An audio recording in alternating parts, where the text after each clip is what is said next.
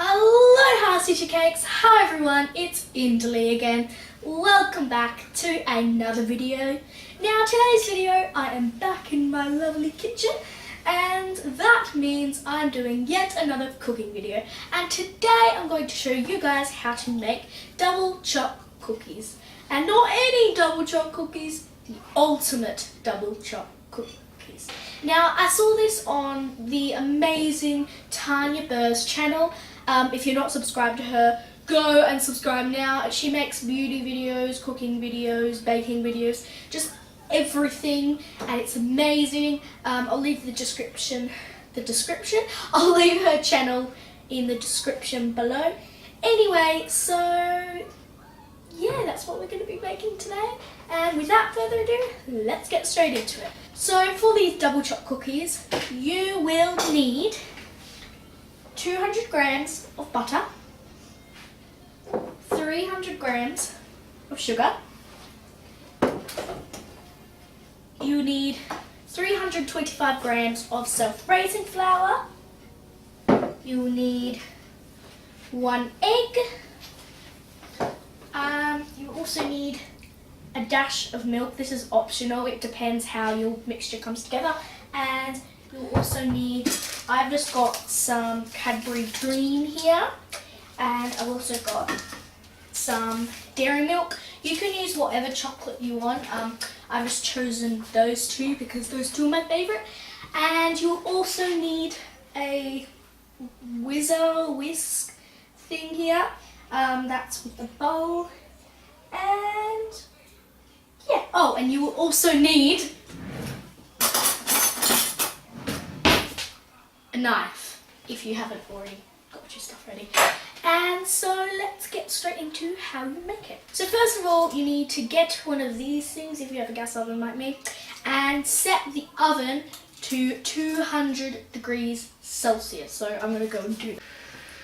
Oh, and I also forgot to mention, you also need two baking trays to put in the oven. Now you're going to need to use some sort of deep sticking thing. You can use baking paper, or you can grease it with butter like I did, or you can use some cooking spray, whatever you would like to do. Okay, so once you have your oven preheated, you then need to take your butter, and you want to make sure this is room temperature butter. If you just take it out of the fridge, you can always put it in the microwave just to melt it a bit more. And basically you're going to cream the butter and the sugar together in your wonderful mixing bowl.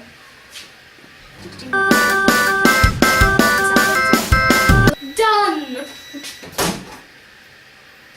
Okay, so as you can see, my butter is very melty, but that's what we want, because if you don't have the melty butter, then it's not going to come together that good. Alright, so I'm just going to put this in.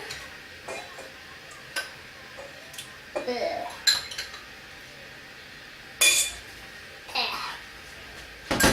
Now we need our sugar.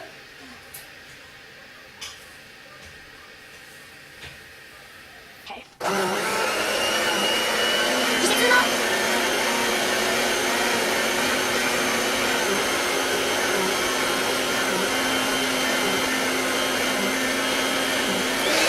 Okay, so now that you've creamed the butter and sugar, you're going to add your egg in, and then you're going to keep mixing it together. So, and try not to get any eggshells in. Checking for eggshells? Nope.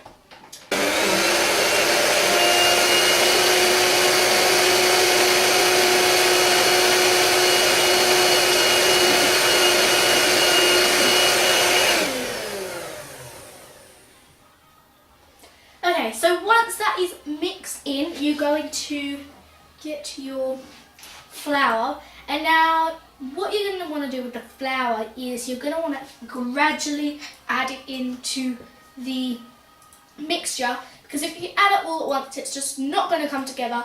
So you have to make sure you add it gradually. So I'm going to add a bit now, and then mix, and you add a bit more, and mix. So.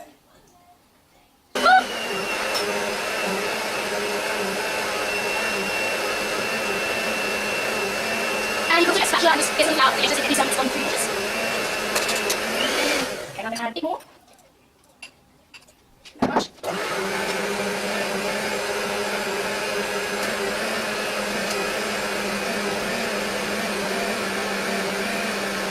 2 hours later. And a bit more. 3 hours later.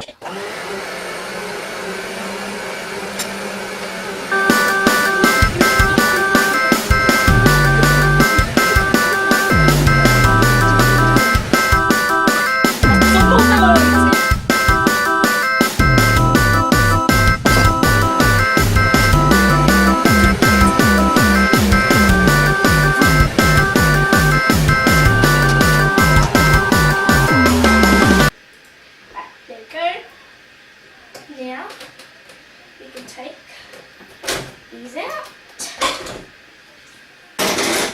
and I will show you the mixture. So as you can see, it's very nice, and if you know it's ready, this is how you can tell if it's ready. It shouldn't be too crummy, like it shouldn't be, what's the word for it? If it's just like a big crumble, then now is the time that you can add a bit of milk into it and keep mixing, and that should get rid of the crumbliness. But mine is the consistency that it is. I'll just show you a bit. You can see it's squishy, but it's not completely sticking to my hands. Alright, so now it's time for chocolate. This is the best part, the chocolate. So what you're going to want to do is you're going to open up your chocolate, and you're just going to stick chunks into it. So you're just going to take a piece and put it into there. And yes, I'm going to take a bit off, and you're just going to break up the chocolate and just add it into the bowl. Alright, and oh, it smells so good. You're just going to keep adding until you cannot add any more. And what you're going to want to do, I don't know if you can see, you're going to try and fold it over, just like this, fold it over so it's evenly, you know, spread throughout the mixture, because you don't want one to have heaps of chocolate and then one to have not much chocolate. So I'm going to speed this bit up because this is going to take a while.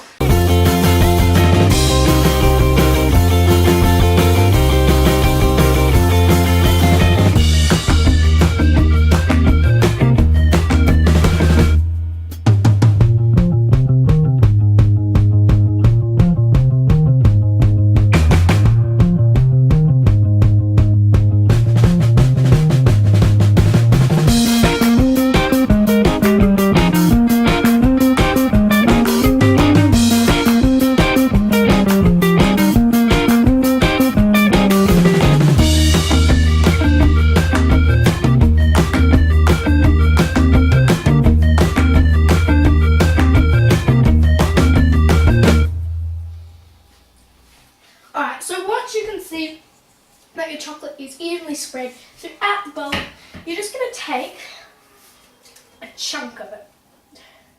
So I think about, I don't know, this size?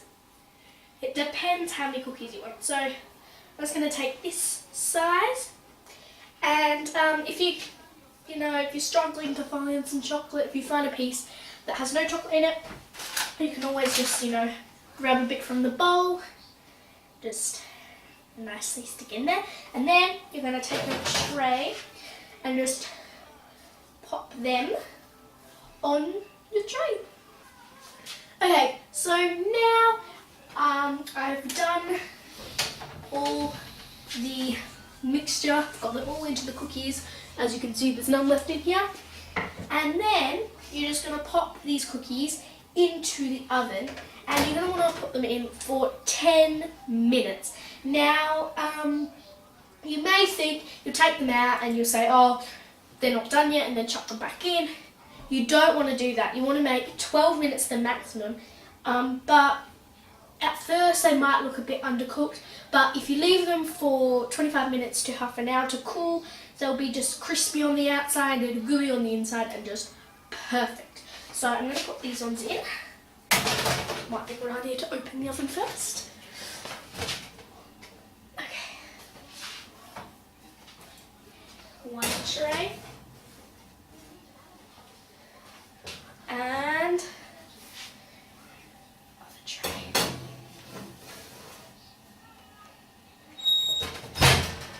And now you're just going to wait for those ones to be ready. Okay, so now that the cookies are done, I'm just going to put them on this cooling rack.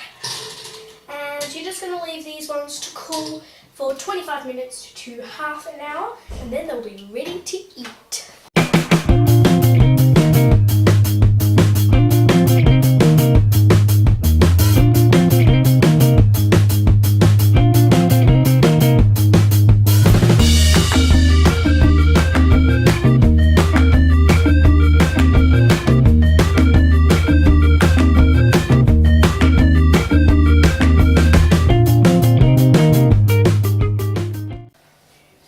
Okay, so now what you want to do once these guys are cooled, which they are cooled, you're going to want to get a plate, and then you're just going to want to pop these on here all nicely. And now it is time for the taste test. Alright, so I'm going to get a bit of this one here. Oh, it's so gooey.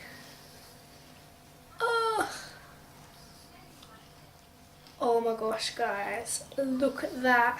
It's perfect. Alright, I'm going to take a bit off. And see, as you can see, it's got white chocolate, dark chocolate. And this may get a bit messy, but that's alright. Alright, 3, 2, 1, go. Oh my god. It is so good.